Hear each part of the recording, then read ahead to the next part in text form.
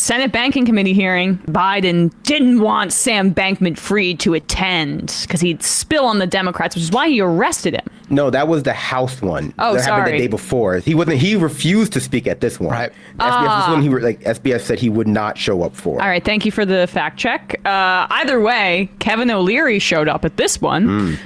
You might know him from Shark Tank. He's the loudmouth on there. Mr. Wonderful. Yeah, not his bank account after FTX might not look super wonderful because he was an investor in it, right? No, Yes. he was a spokesperson for FTX who received $15 million to be a spokesperson. $50 million No, he in claimed- cash money USD. I'm pretty sure he also claimed he had money in it too. I think again, this is all, I know that he claimed he got $15 million for, or at least something worth that in FTX, but he had left it on the platform, at least like 9 million of it, or maybe that's what the 15 million turned into after. But he received a large sum of money directly from, this was something he was grilled on CNBC, directly from FTX to be a spokesperson. Well, let's hear from him because I would like to also hear from Tom Brady at a Senate testimony as well. Well, some of these other celebrity influencers who lended their credibility to this scam. Larry David. Oh, God. Why do you believe Very loud. Sorry. FTX failed? I have an opinion. I don't have the records. Here it is. After my accounts were stripped of all of their assets and all of the accounting and trade information, I couldn't get answers from any of the executives in the firm, so I simply called Sam Bankman-Fried and said, "Where is the money, Sam?" He said he had been refused access to the servers. He no longer knew. I said, okay, let's step back. This is a simple case in my mind of where did the money go? And I said, Sam, walk me back 24 months. Tell me the use of proceeds of the assets of your company. Where did you spend it? On you, Kevin. And then he told me about a transaction that occurred over the last 24 months, the repurchase of his shares from Binance, his competitor. I didn't know this at the time, but at some point, CZ or Binance, who runs Binance, purchased 20% ownership in Sam Bankman-Fried's firm for seed stock. And then, over time, and I asked him, what would compel you to spend $2 billion was the number he was giving me at that time. Later, in a subsequent conversation, about 24 hours later, he told me it could have been as much as $3 billion to buy back the shares from CZ. I asked him, what would compel you to do that? Well, all right. Well, I mean, that is... It's what he's putting on the theatrics. He knows how to be on camera. We know this. But he was against crypto until my understanding is he'd been skeptical of it until FTX came around, said, we're going to give you 15 million. Then he was shilling it everywhere. Oh, yeah. So spare me the crocodile tears. Worst episode of Shark Tank ever. So he was happy to separate all of those people from their money for once he got the cash himself, even though he had previous skepticism about crypto. Also, I think that, all of his testimony, there was a concerted effort to paint CZ, the head of Binance, as somehow being this like Machiavellian, like orchestrator of everything bad that happened in SBF. So, you focus on like whatever money Sam Bankman-Fried paid him back for the seed money he put into his company. That's just what CZ did. Binance was an early investor in, I think, either Alameda or FTX. I can't remember which one specifically, but I guess it doesn't matter. guess the money was all in one big pot, so it doesn't matter. And so, I think his effort is to paint like it as being an outside agitator, vaguely CCP related. Yes, it's they always try to do that with Binance. Yes, Binance, with CZ, yes. Maybe it is, maybe it isn't. CZ will remind people he's Canadian, but I mean, who knows where Binance is? But in terms of like what caused FTX to lose all their money, that is definitely not the full picture. And it's also not really what like SBF is being like, questioned about.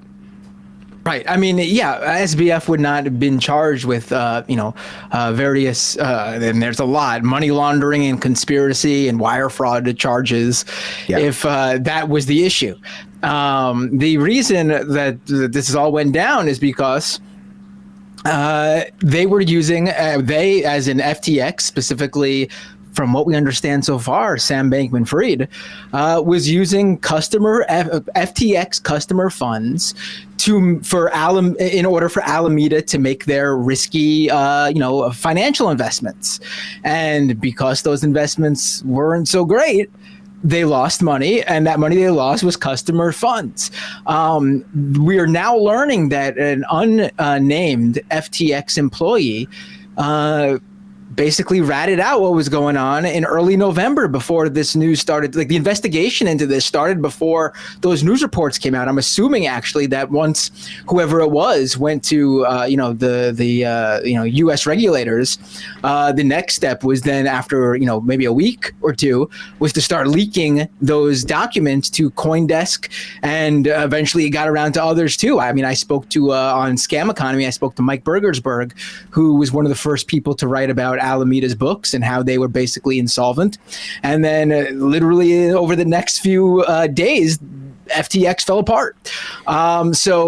Whatever. And this is not to absolve Binance, because the news story broke the other day from, I believe, either Reuters or Bloomberg. Forgive me for whoever did break it for not remembering exactly, but someone broke that the Justice Department is looking into charging Binance with something, but they're not sure whether to go ahead with it right now for various reasons. So, I mean, this is the whole industry is rife with this stuff. Every single one of these exchanges is taking part in this somehow. I mean, we found out that SBF was on some private chat with a bunch of other leaders of his competitor exchanges, and this chat was called like wire fraud or something. I mean, these guys were without a doubt manipulating the market. How many were involved, the lengths they went to be involved, just how involved were they? Those are just the questions that are left to be answered. So there were a lot of things that came out in both of the hearings, the one in the House and the one in the Senate. I think the Senate one was a lot more worthwhile in terms of the questions, and the House one, hearing from John Ray, the new head CEO of FTX and Alameda, was elucidating about certain things. The insider who spoke out, I think, was Ryan Salam. It came out that he was the one who had gone to authorities in early November. And there were actually two chats, apparently. There was one internal called Wire Fraud that Sam claimed to have no knowledge of or something. And then there was a separate one, which is also something that CZ, I think, was involved in, which, people are very interested in, because it was them basically asking questions amongst the various heads of exchanges, like how to stabilize the market, how to do, various things that, many agencies might consider to be collusion or collaborating behind the scenes to fix prices, et cetera. So yes, you're right. That was that specific. The wire fraud one was the internal one, right? I got it crossed. The exchange one was called exchange coordination. I just feel like I have to quote Brian McKenzie again. Ben McKenzie. I combined Ben and Ryan, his character from the OC. In the Senate hearings. Obviously, I would know who would do that, but my fandom of him has been reinvigorated by his performance at the Senate hearing. He was just right. Crypto, you can describe it as it's an industry full of scams and marks, and if you don't know which one you are, you have a problem. Yeah. Because at the end of the day, where the money went in FTX is a very complex question that you first have to ask: how much real money was there ever? We know there were definitely tens of billions of dollars at some point. We know it had a really high valuation, but how much was money that is actually liquid, and how much was is it just fun bucks that never had anything underpinning it, is all up in the air, especially when you have some people putting in real money into a system and other people putting in fake money into a system, but they're all allowed to take real money out depending on when they decide to leave. And so it's just going to be a really big question as to whether FTX, Alameda, they were ever profitable. A lot of questions about these crypto companies tend to go down to that. Was this company ever profitable? Was it ever able to pay out quote unquote yield or dividends or whatever they want to call the earnings you make from holding these coins via any money they made? Or was it always just investor funds being sloshed around to pay out other investors? So I think, Alameda is one piece of that puzzle, but also all of the larger institutional investors who were getting credits, gambling on the site might have something to do with that. Because it seems I think Crypto Critics Corner was the one I was listening to that would bring this up, or CoffeeZilla, that like it seems like there aren't as many big accounts holding this FTT token, or sorry, FTX token, FTT, as they would imagine. You know, there's not like a bunch of like $1 billion creditors. There's not a bunch of like $100 million creditors. It's a lot of smaller accounts because it seems like a lot of people were able, you know, a lot of institutional people were able to get the money out before this thing sort of upended itself. Of course. Except for Mr. O'Leary. Yeah, well. What this Ben McKenzie's thing? Yeah. Yes. This is let's put this up here. He was great. I also heard him on CNN. I think it was this morning, just putting a lot of context out there for that audience about what the scam was, and also just like the history of private money and how that has been or like it's at least marketed as money when you know that this is not currency. It's a speculative asset, and how that creates corruption and it makes it so rife for scams. But here he is. In my opinion, the cryptocurrency industry represents the largest Ponzi scheme in history. In fact, by the time the dust settles, crypto may well represent a fraud at least 10 times bigger than Madoff. The fact that it has roped in tens of millions of Americans from all walks of life, as well as hundreds of millions of people worldwide, should be of concern to us all. In my opinion, Nice. Good for him for this being like his latest, career path, and I can't wait till that book comes out that him and Jacob Silverman are from both early writing. From early 2000s TV show star to crypto critic is perhaps my favorite career arc I've ever heard. Yeah, one that it's speaks built to my for heart. you. If it wasn't his life, it would be for you. Everybody in our generation, like I think that book is going to tell a story of sort of monetary policy that really helps us understand everything from like the financial crisis and the Obama administration response to it to today's crypto shit, which is that instead of making sure people could pay their mortgages by giving them relief directly, we just decided to invent a bunch of money and give to speculators. And this is where we're at now. Mm-hmm. Yeah, I mean, I think it's something crypto specifically that speaks to the, a very specific moment that we're in. Post early 2000s, I guess Web 2, like .com boom, post the housing bubble collapse of 2008, a lot of people feel as though they have been, excluded from traditional channels of making money. I put that in air quotes because, there's a large spectrum of that. There's people who who are putting a little bit of their paycheck every day into maybe buying some fractional Bitcoin, which bad idea. But I mean, how many people that describes is probably not that many. And then you have sort of this, relative slice of well-off upper middle class people who maybe they do some real estate investing on the side. Maybe they just, have a lot of money saved up generationally, who are putting like 50, 100K into like these platforms and treating them like banks and then losing it all because they're being, suckered in by a completely, returns on investment that if you saw them from a bank or investment manager, you would know inherently they're a Ponzi scheme. But because you slap a thin veneer of like tech genius over it, it's, people just think it has to be the next Amazon. It has to be the next, the next Facebook stock, even if they, wink, wink, say it's not financial advice. But I think that he's right. And, crypto has been shrinking since the all-time high of $69,000 in Bitcoin. And how much money is going in every day, every month, is definitely at this point not as much as how much money is coming out. How much money is being like taken out from not just like everyday people, but institutional investors who have like actual like contracts with people and these exchanges for equity that say, I get my money out of you before anyone else does.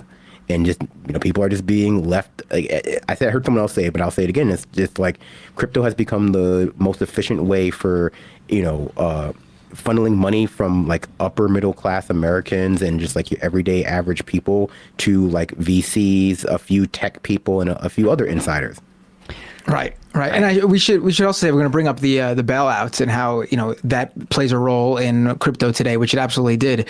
I think this is also something that one of the experts on that panel before the Senate, I think Hillary Allen mentioned this, about how we also need to be careful about what we do next when it comes to crypto. I mean, she's an advocate for, I believe, for banning it, which I would be a part of that. Yes. Not regulating great it. commentary. Not Yes. regulating it. And another thing she said is if that we don't take the step of banning it, the next best thing would to be treated like a casino and like how we treat gambling, not like, an investment vehicle. Yes. Yes, and this is why like Booker and Gillibrand need to be stymied and called out for, I think, corruption on this issue, particularly on the part of Gillibrand. Loomis Because was if we treat it like regulators treat it like other investments, like how we treat the banks, then without a doubt, what we're seeing right now, if it happened again, but with those regulations in place, we would have bailed these companies out. Well, they're looking to become too big to fail. For all of their And legitimized because that'll get them more pension money. That'll get them more like money from like institutional investors who are still hesitant to put as much as they could into these companies because they know that they're inherently risky, and they want to draw like the rest of the market into this, I hate to say it, Ponzi scheme, so that if anything really bad happens, they can have get out of jail free card, despite claiming to be like libertarians or claiming to like want censorship resistant technology. They just really want to gamble and be bailed out if they lose. And I think if we are going to have a conversation about some relief for crypto people who have lost money, it has to come with the acknowledgement that this is a very risky investment that is not suitable for most people, and that's like just the realities of it. And I think Professor Allen was correct when she said that like legitimizing it would just encourage more public money into it, and we don't want it to become too big to fail. I was just want to point out that Loomis was on that Senate Banking Committee hearing, and I was watching her. Her question wasn't so much of a question. I commented on this on Twitter. Like it was more of like a long monologue about how this was a failure of people and not a failure of crypto. But I find it hard. I mean, how do you say that when this is just one of many of these companies who have gone under? Yeah, but that's the point. Is they're trying to make this a one-off. And They're corrupt. I honestly think like to the extent you have to just say it's good old fashioned corruption, especially with these people. They've taken this stuff. Yeah. I can't remember whether it was Professor Allen who said this during the committee. I know I'm hawking all the talk, but I watched like 5 hours of these committees the past 2 days. So it's interesting to talk about them with someone besides myself out loud.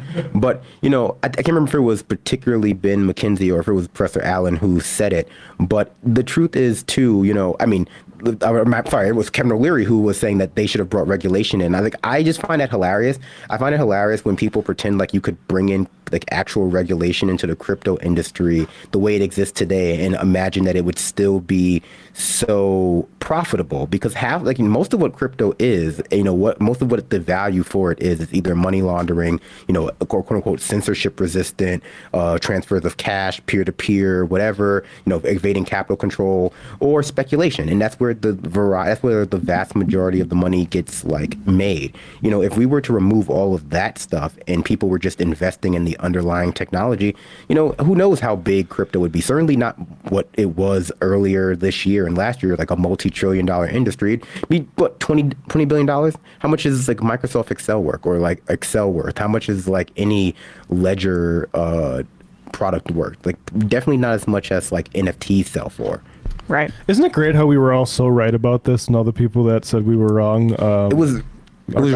It was really easy to be right about. Yeah. At some point, Sam Bankman-Fried went on television and was like, "I have a magic box that you put money in and you take money out of, and I can't tell you how it works." Yeah. And that to me is like an obvious sign of like maybe not a Ponzi scheme, but maybe it's a money laundering tool. And it doesn't matter whether it's a Ponzi scheme or a money laundering tool. If like regulators look into that box and it's one or the other, you're going to lose your money. Boom. All right, guys, I'm gonna power through some IMs and then we're gonna get out of here because I gotta do ESPN. But it's so good to have you in the studio. We should also say a lot of like the crypto influencers are being sued. Oh, that's the big thing. I just want to say real quick, there seems to be a problem with certain people like being lined up to take the fall on certain things like this. In the sort of minor Sam Bankman-Fried things. I saw what's her name? Porn star Lana Rhodes, she did one of these rug pulls saying I would do this NFTs and then she's gone, and people are like she should go to jail for that. But it's like everybody who set up these celebrities to do this to their fans, those are the people who should be going to jail for this. I'd love to. Darren Fox, who did the basketball player, did this too. And it's like, I don't want to see him go to jail for it because his agent said, hey, here's a fun project. It's the people behind these things that should actually go to jail. Oh, yeah. And I think, we're seeing SEC bring down charges not just on the influencers, like those people, but they've recently put charges on a few just Twitter influencers, like the financial Twitter. Yeah, those guys are crooks. Yeah, like, the people who like run Discord servers where they like shill penny stocks and also like NFT projects to like 1,000 or 10,000 people in order to pump like their books. It's this has just been going on for a long time. Like, people have just been violating laws that they wrote in like the 30s, the 30s and like 70s, laws that have like really, really long prison times associated with them. Like, one count of wire fraud will get you like 20 years if you get a bad prosecutor. Like, I mean, yeah, good or bad, it might get you 20 years. And people have just been doing it for years under like the assumption that like this is not financial advice, is going to protect them in like the Southern District of New York court, and it is not going to. People are going to find out very rapidly. And when those laws were made, that's when you had to do the real work of actually like going out and meeting with people in public and being like, oh, we're gonna pump this up at the old at the New York Stock Exchange itself, and they'd go down there and they'd tell everyone what stocks to buy. I mean, now it's so easy. You just go on Twitter, meet a few idiots in a DM, and you could just spread your misinformation and your bullshit. You tell people this stock's going up, buy it right now, and as all your followers are buying that stock, you're selling it off. I mean, it's super easy now to do it.